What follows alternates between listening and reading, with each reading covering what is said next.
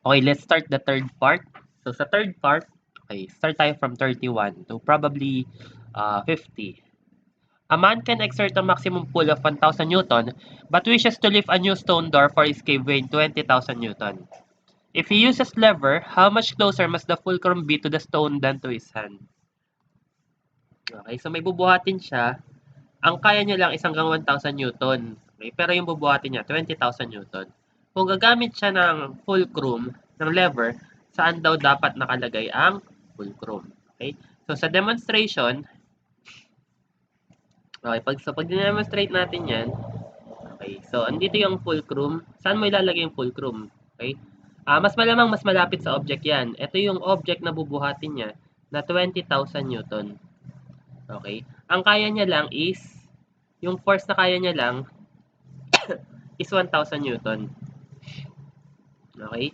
So, sa fulcrum, dapat yung moment dun sa fulcrum ay mag-0. Okay? So, paano mag-0 to?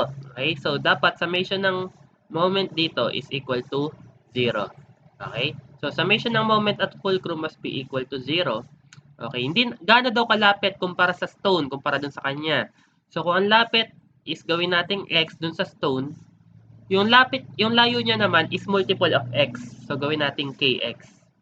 Okay, so pwedeng 5 times nung lapit nun, 10 times nun. So, choices nun, either 10 or 20 times lang. Okay? So, moment is equal to 0. Okay, so ito, counterclockwise is positive natin. 20,000 x dapat equal sa 10,000 kx. Okay. Kaya isang positive, isang negative moment. Okay? So, kung ginamit pala natin na summation is equal to 0. Okay? So, ito is negative since clockwise. Okay, ginawa kong counterclockwise. Ginawa kong counterclockwise positive. Okay, ito is counterclockwise, so 20,000x. Ito is clockwise, so negative 10,000 kx must be equal to 0. Divide everything by x. Ayan na. So, transpose na lang natin. 20,000 is equal to 10,000 or 1,000 k. Okay, solving for k, makukuha natin k is equal to 20. Ibig sabihin, yung tao must be 20 times nung distance dun sa bato. Okay? So, that's why he must be 20 times nearer. Okay? Next, number 32. A pair of forces equal in magnitude but opposite in direction and not in the same line. So, halimbawa, meron tayo ditong force na 20 kN. Tapos dito, meron tayong 20 kN din. Same na magnitude, opposite in direction, separated by a certain distance. Let's say, 5 meters. Anong mabubuo natin dito? Ang tawag sa nabuo natin dito ay letter C, couple. Ang tawag dyan ay couple. So, formula for couple is still force times distance. So, that is 20 kN multiplied by 5 meters. Okay. Next, number 33. The work done by a force of 1 dyne exerted through a distance of 1 centimeter. Okay. Work done, force of 1 dyne through 1 centimeter. Kapag Newton meter, that is joules. Pero kapag dyne centimeters, ang unit nito ay tinatawag natin na erg, letter D. Okay. Next. A belt passes over a wheel of radius 25 centimeters. If a point on the belt has a speed of 5 meters per second, how fast is the wheel turning? Okay? So, merong 5 meters per second, yung speed ng belt, yun din actually yung speed ng wheel. Okay? So, the difference lang is, okay, yung 5 meters per second, i-convert mo into revolutions per second. Okay? So, ano yung conversion natin for revolution? So, for revolution, we have 1 revolution. Okay. Ito yung sa mga RPM, di ba? Revolution per minute. Okay. Equal sa 2 pi radians. Kung ang unit naman ng velocity natin is in radians per second. Again, kung revolution per minute, ito yon. Kung radians per second, ito. Kung metric naman or dimension, length, okay, halimbawa meters, that is 2 pi r, okay, meters, or kung centimeters, or kung ano man yung dimension niya. Okay? So, circumference angle revolution. Okay, ito lang gagamitin natin. For example, given sa kanya is meters per second. 5 meters per second. Iko-convert, ang choices natin naka-revolutions per second. So, conversion factor lang tayo. So, conversion, since meter to, kailangan mawala yung meter sa baba at kailangan maging revolution. Okay? Ano bang conversion natin? For every 1 revolution, we have 2 pi r meters. So, 2 pi times radius. Okay? Given na the radius is 25 centimeters, so in meters tayo, so that is 0.25. Okay, so this is the solution. Makakancel yung meters, matitira is revolution per second. So, computein natin. So, that is 5 excuse me, over 2 pi times 0.25. And the answer is 3.18. Okay, so sa choices, that is letter C. 3.2 revolutions per second. Okay, next number. Which of the following is not an effect of friction? Alin daw ang hindi epekto ng friction? Isa-isay natin. A. Increases the work needed to operate machinery. Yes, kasi pag may friction, mas malaking work ang kailangan mo. Okay, kasi kinokontra niya nga. It causes wear. Yes, nakakasira ng equipment yung friction. Degenerates heat. Yes. Okay, kasi kapag nagra-rub nga, di ba, nagpo-produce ng heat. Okay, ang mali dyan is letter C. Reduces power needed. Okay, kasi more power nga ang needed mo kapag may friction. Kasi kailangan mo rin ng maraming work, maraming energy. Next. An airplane is flying a horizontal circle of radius 2 kilometers with a speed of 380 kilometers per hour. What is the magnitude of the centripetal acceleration of the plane? Okay? Nare-recall ba ano yung formula natin for centripetal acceleration? So, the centripetal acceleration, since circular motion to, so that is v squared over r. So, yun lang naman ang hinahanap. Okay? So, the velocity is 380 kilometers per hour. Again, that is kilometers per hour. So, yung famous na pang-convert natin na convert excuse me, convert 19 natin, gagamitin natin to convert this into meters per second. Okay? So, pag na-convert 19 na natin yan, so that is v squared over r. Your radius is in kilometers, so gawin lang meters, 2,000 meters. Okay, so sa calcu, that is 380. Again, from kph, that is convert 19 para maging meters per second. Okay, v squared over r. Your r is 2 kilometers or 2,000 meters. So the answer is 5.57. Okay, yung again yung naka-parenthesis is repeating part. Okay, so the answer is 5.57 meters per second squared. That is letter B.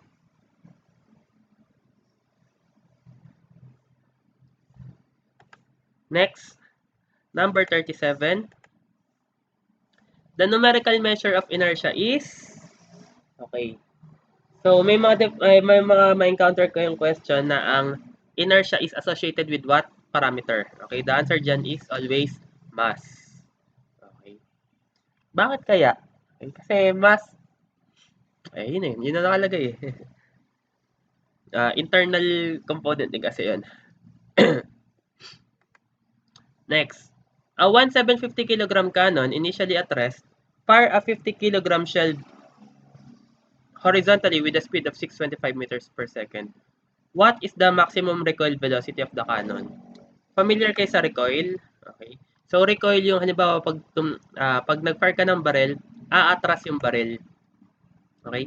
Bakit kaya siya umaatras? To compensate para dun sa forward motion. Kasi nga, the summation of momentum must always be equal to 0. Or, there must be conservation of momentum. Sa umpisa, wala namang nagalaw eh. Yung cannon, yung bala niya, yung shell niya, dapat hindi siya nagalaw. Nasa loob lang siya. Okay? So, initially, 0 lang sila parehas.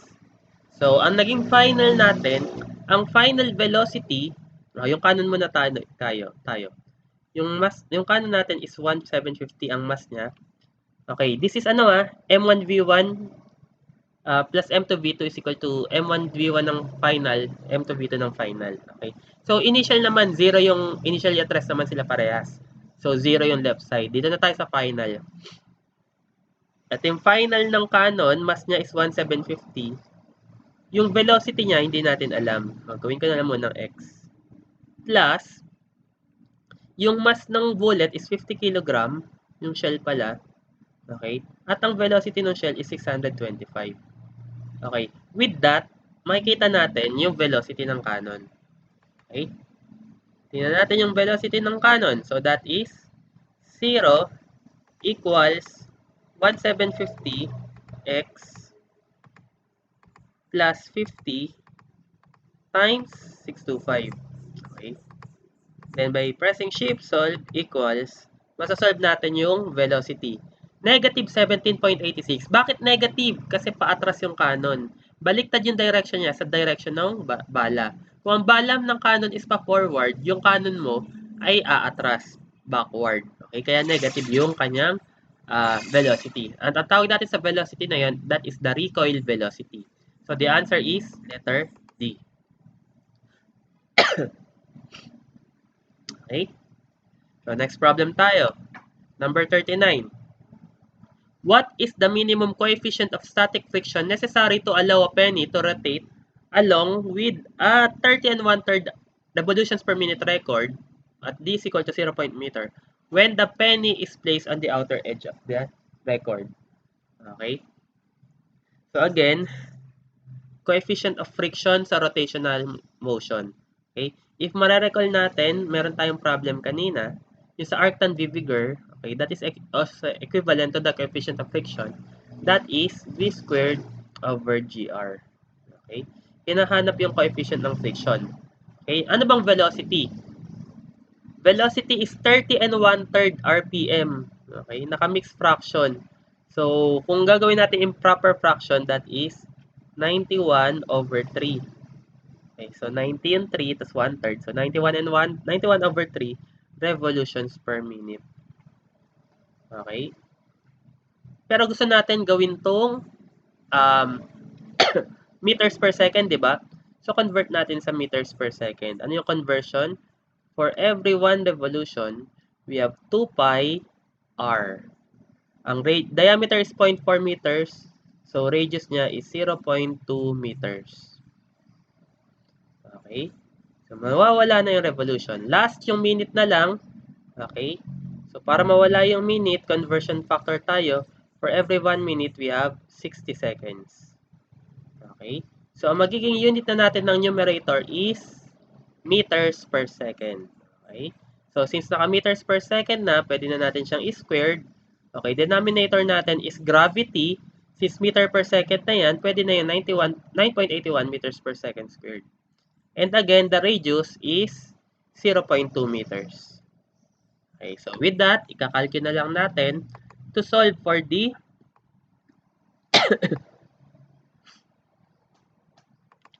ayan. Wait lang. Okay. 91 over 3 times 2 pi times 0.2 times 1 over 60. So that will be the numerator na kinonvert into meters per second. So squared over GR. Gravity is 9.81 and the radius is 0.2. Okay, so the answer is, so the coefficient of friction is 0.205 or round, kapag rounded off, that is 0.21.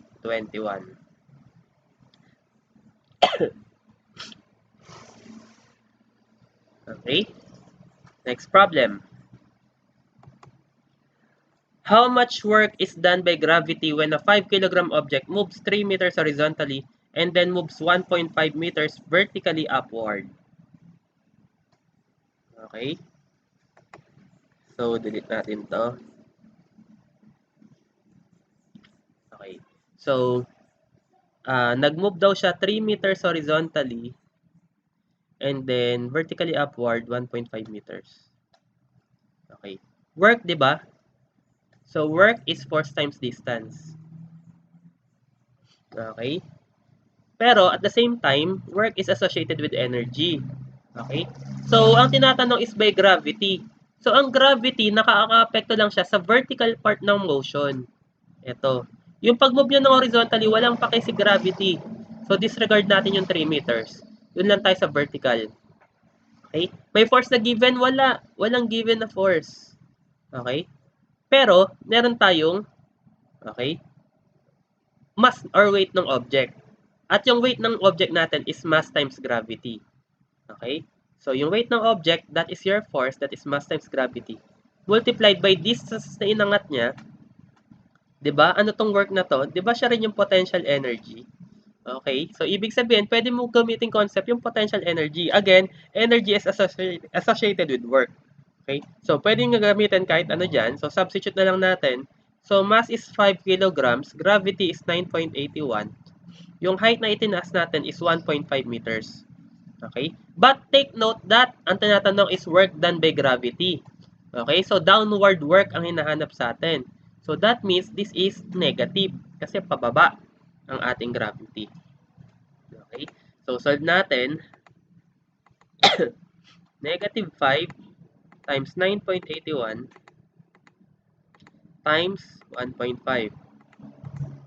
And the answer is negative 73.57 or rounded up, that is negative 74 joules. Okay? So, medyo maiksi na yung mga solution ng mga susunod na problems, no? Okay? Tingnan natin. Tuloy pa natin. Number 41. A 1,550 kilogram car accelerates from rest to 80 kilometers per hour in 60 seconds. How much power is supplied by the engine to accelerate the car? Again, pag power, ang hahanapin mo lang is energy or work. Okay? Then, divided by time. Okay? So, balik tayo dito sa...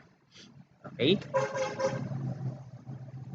So, given na ang mass is 1,550 kilograms. Ano pang given? From rest. So, initial velocity is 0. Ano pa? Final velocity, 80 kilometers per hour. Okay, pero alam naman natin na meters per second. So, mag-convert 19 tayo. Okay. So, time is 60 seconds. Okay, so ang hinahanap is power. Okay. So, power again is associated with work. Okay? Force times distance. So, pwede natin kunin yung distance and yung force. Or, pwede rin naman, since gumagalaw yung car natin, gamitin natin yung concept ng kinetic energy. Okay? So, change in kinetic energy.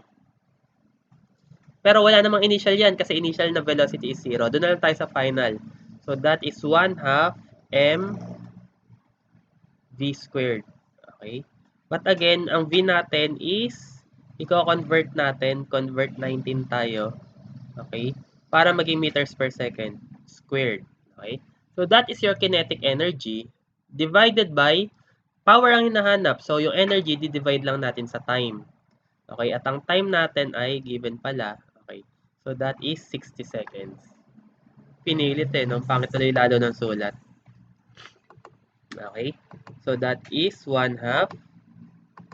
So, 1/2 times 1,550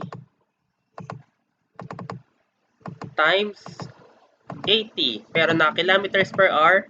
So, shift, convert 19 para maging meters per second. Saka natin square. Kasi 1/2 mv squared. Divided by yung time na given. So, that is 60 seconds. Okay. So, the answer is 6,378 watts. Or that is 6.4 kilowatts.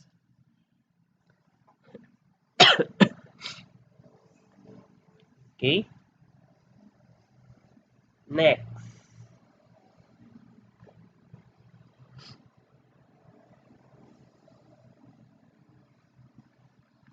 Dire-diretso ko na, pwede nyo naman kasing i-post. Okay. A 0.3 kilogram ball is dropped onto a hard surface. Immediately before the ball hits the surface, it is traveling with a speed of 3 meters per second. As it rebounds, it travels with a reduced speed of 2.5 meters per second. What is the impulse of the force the surface exerts on the ball? Okay. So, ang hinahanap sa atin is impulse. Okay. So, di ba, ang impulse, ft siya, okay? Pero, ang given is mass times mass tsaka velocity. So, pwede natin sabihin na your impulse is equal again to the change in momentum.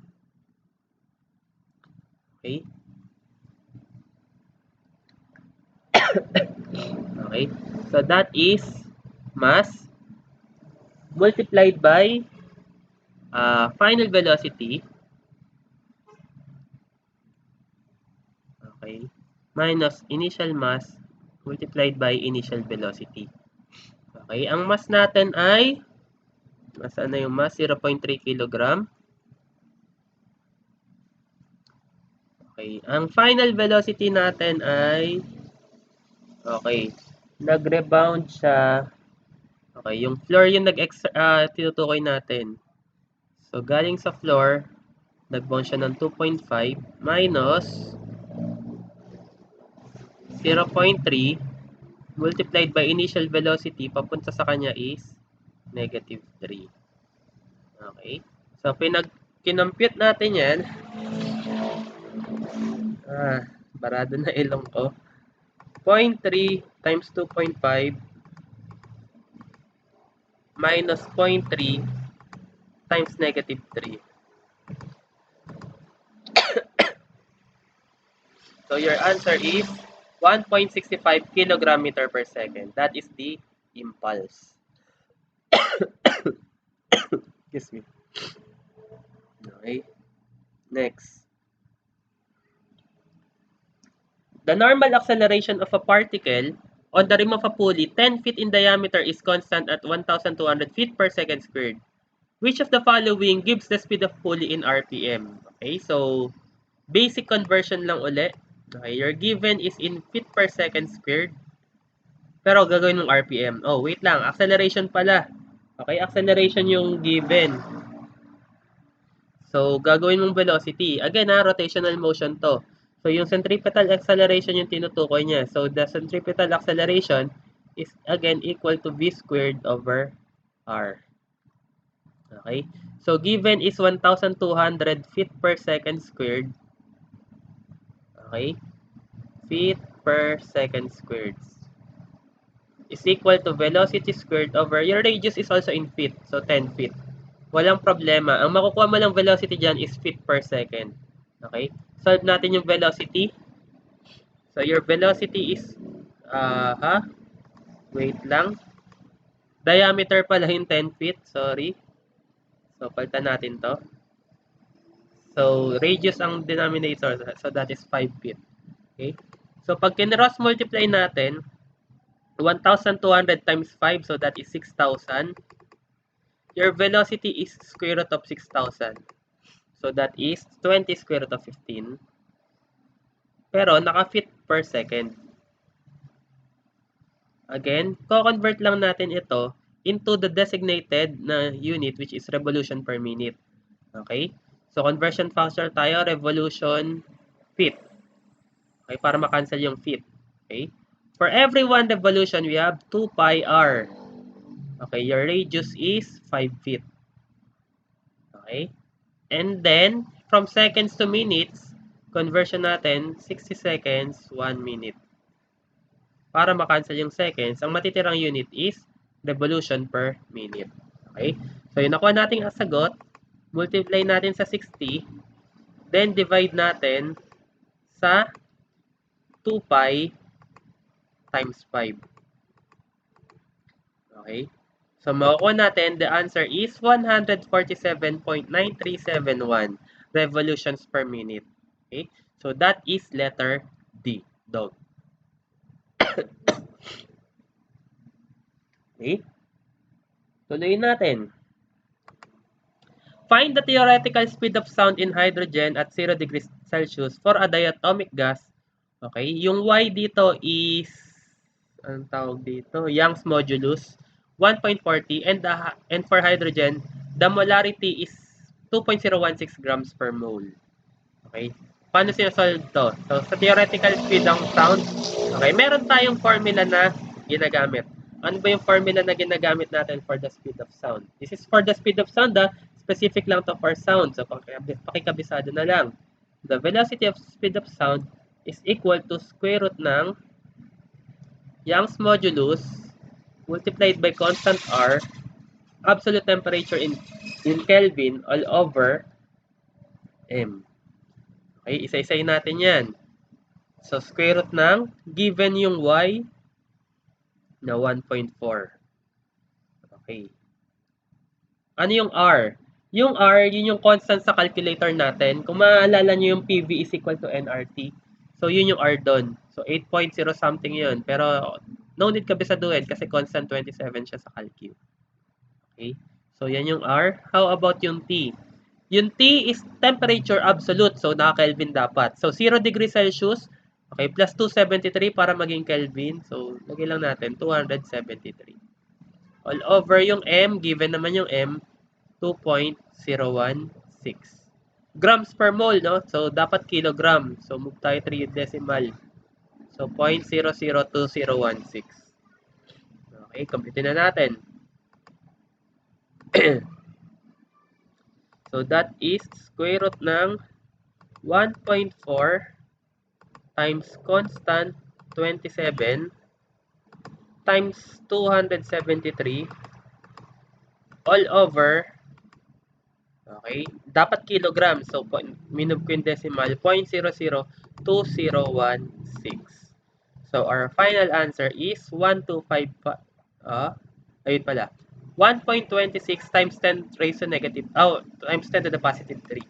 Okay? Kasi, approximately 1,260 yan, di ba? So, ang katumbas niya sa choices, that is letter D.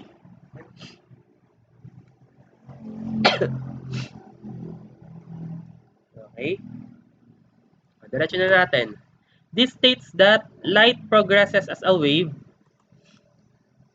that every point on a wave front acts as a secondary source sending ahead wavelets, and that any instant the new wave front is the surface tangent to all these wavelets. Ang ibig sabihin lang niyan, yung parang pag dinut-dot mo yung tubig, di ba may nagre-ripple palabas? Okay. Yung panibagong ripple na yon, pag tumama sa bato, nagre-ripple uli ng panibago. Okay. So, pwede siyang maging source ng another wave. Okay. So, yun tinutukoy yan. Okay. Ang tawag natin sa principle na yan ay Huygens principle. O kung ano man basa dyan. Huygens, Huygens, or kung ano man. Next. These are highly penetrating electromagnetic radiation not deflected by magnetic or electric fields and produce little ionization. Okay? So, meron tayong tatlong famous particles dito, alpha, beta, and gamma. Okay? Ang mas mataas kasi yung ionization, mas delikado sa mga living tissues. Okay? So, eto, little lang yung ionization niya, pero delikado to ha. Make no mistake about it, delikado to, mas delikado lang yung iba. Ang pinakamababang ionization sa alpha, beta, and gamma ay, okay, alin kaya? Gamma, okay? Gamma, pero ang pinagkaiba, highly penetrating electromagnetic radiation. Ibig sabihin, hindi siya nade-deflect. Dire-diretso lang siya. So, ibig sabihin, kung binato ka ng radiation, kahit harangan mo, dire-diretso pa rin tatama sa yan. So, that is gamma particles. Although, little lang ionization niya kumpara sa iba. Etong 47, these are electrons deflected by magnetic and electric fields, show much greater penetration and produces less ionization. Okay? Mas mataas yung ionization niya kumpara dun sa gamma particle. So, ito yung beta particle natin. Pero, mas mataas yung penetration niya kumpara sa alpha particle. Meaning, ayun pa rin nakalagay, deflected. Kung ang gamma hindi na-deflect, ito kahit pa paano na-deflect. Okay? And yung last natin, 48, associated ito sa helium. Keyword is helium. Alpha is associated with helium nuclei kasi ang alpha particle ay may dalawang proton and dalawang neutron, which is the nucleus of a helium. Okay? Deflected by magnetic and electric fields. Ibig sabihin, harangan mo lang siya. Usually, yung mga aluminum foil, kaya niyang mag-bounce. So, ibig sabihin, hindi siya highly penetrating. So, show small penetration lang siya, but produces great ionization. Meaning, kapag hindi mo hinaharangan, at dumiretsong tumama sa'yo, delikado. Okay? Delikado yung radiation. Okay? Kasi, again, mas mataas ang ionization, mas delikado ang effect, mas madali makapatay ng living tissues. Okay, so yun yung sa tatlo. Next, 49, a device that enables one to count radioactive radiations or other radiations that will ionize the guise of the counter tube. Okay? So, ito talaga is the device that measures radiation. Okay? Yung pang-measure natin ng radiation, actually, ginamit siya sa Dragon Ball Z. Okay? So, makikita niyo kung ilang porsyento. Okay? Okay. So, yung ginawa ni Burma. So, that is the Geiger counter. Okay? So, real life, meron talagang Geiger counter, which is a device used to measure radiation, radioactive radiation. Next. In fluid mechanics, this shows that the pressure of a fluid decreases as the speed of the fluid increases. In addition, the pressure of a fluid decreases as the elevation increases. So, alin dito? So fluid mechanics, ito yung isa sa mga important equation or theory. Okay, so marami naman nakakaalam nito. The answer is Bernoulli's equation. Okay, so yung last part, para dun sa fourth video na yon. So, that is 51 to the last number, 65.